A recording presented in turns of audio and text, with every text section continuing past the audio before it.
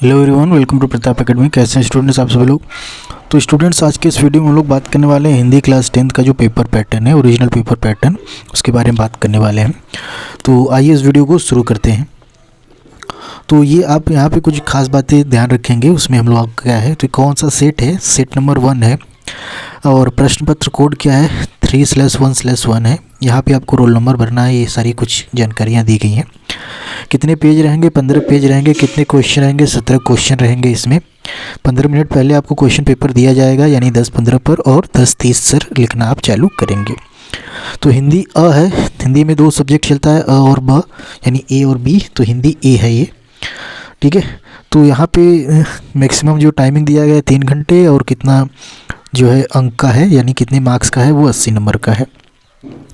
यहाँ पे कुछ जो इंस्ट्रक्शन दिया गया है, सामान्य निर्देश जो है, कुल 17 प्रश्न दिए गए हैं, और 2 सेक्शन में इसको डिवाइड किया गया है, अ और ब में, ठीक है, जिनमें यहाँ पे इस तरीके से दिया गया है।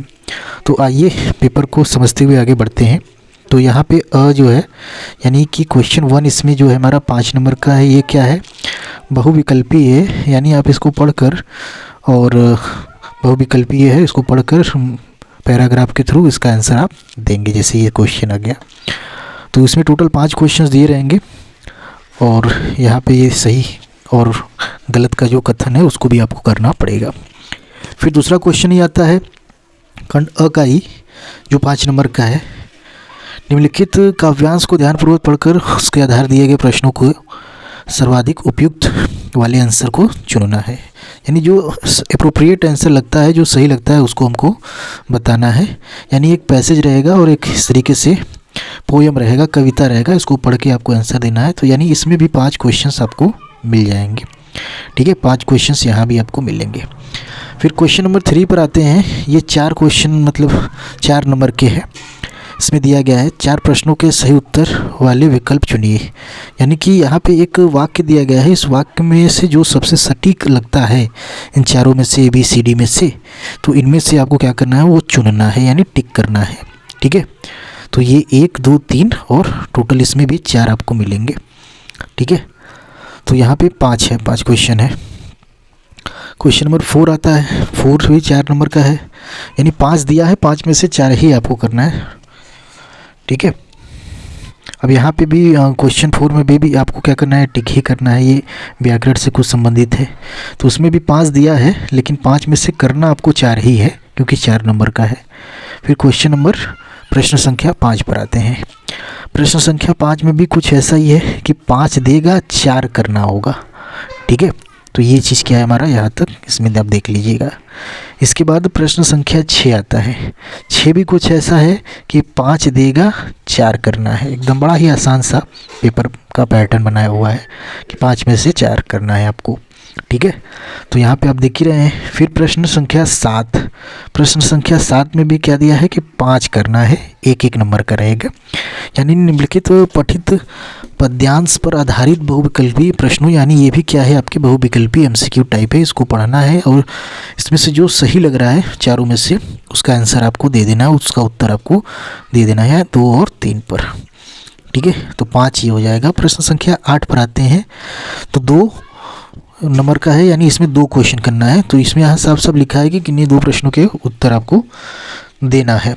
तो 1 प्रश्न ये हो गया और 2 प्रश्न ये हो गया। इन दोनों में से जो सही है, यानी टिक करना ही है। फिर प्रश्न संख्या 9 पर आते हैं। प्रश्न संख्या 9 भी क्या है, आपका बहुविकल्पी ही है। इसमें 5 क्वेश्चन आपको करना है, यानी इसको पढ़ोगे, जैसे आज़ाद सिंह के बारे में बताया गया है, इनको पढ़कर से 5 प्रश्न पूछे जाएंगे। 5 प्रश्नों का उत्तर आप एक बाई वन कर कर, एक के बाद एक आप इसको दे सकते हैं, दूसरा, तीसरा, चौथा। तो ये चीज़ हमारा क्या रहेगा। फिर प्रश्न संख्या 10 पर आते हैं। ये 2 नंबर का एक सवाल है, यानी इसमें आपको एक ही क्वेश्चन मिलेगा, जो जिसका आंसर आपको देना होगा। यानी दो क्वेश्चन है, 1-1 नंबर का, ठीक है। इसके बाद आपका खंड ब शुरू होगा, यानी वर्णात्मक। यानी अभी तक आपको सिर्फ टिक करना था या MCQ वाला ही था। अब आपको अपने पाठ्य पुस्तक से दिए गए प्रश्नों का उत्तर खुद लिखना पड़ेगा। तो पहले वाले में आपको क्या है, 20 से 30 शब्दों में आंसर देना है। 2 नंबर का एक सवाल है, 3 करना है, यानी इसमें से 4 में से 3 करना है। 4 दिया है, कोई भी 3 जो आपको आए कर दीजिए। फिर प्रश्न संख्या 12 पर आएंगे। इसमें भी वही है कि 4 दिया है, 3 करना है कोई भी। 20 से 25 और से 30 शब्दों में आपको क्या करना है, इसको लिखना है।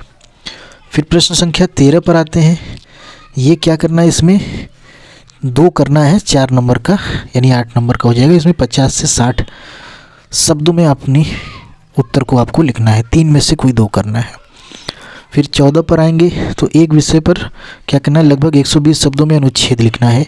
यानी ये 6 नंबर का एक है, तो आप चाहे क लिखिए, चाहे ख, चाहे ग, तीनों में से कोई एक।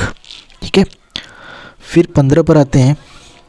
15वां क्या है, 5 नंबर का है, तो क और ख में से कोई एक, अथवा दे दिया तो उसमें से कोई एक। 16 में भी वही है कि क और ख में से कोई एक। 17 में भी वही है, क और ख में से कोई एक। और ये आपका पूरा 17 क्वेश्चन कंप्लीट हो जाएगा। तो इस तरीके से आपका पेपर पैटर्न हिंदी का रहा है। अगली वीडियो में हम लोग अगले सब्जेक्ट के पेपर पैटर्न के बारे में बात करेंगे। Thank you everyone.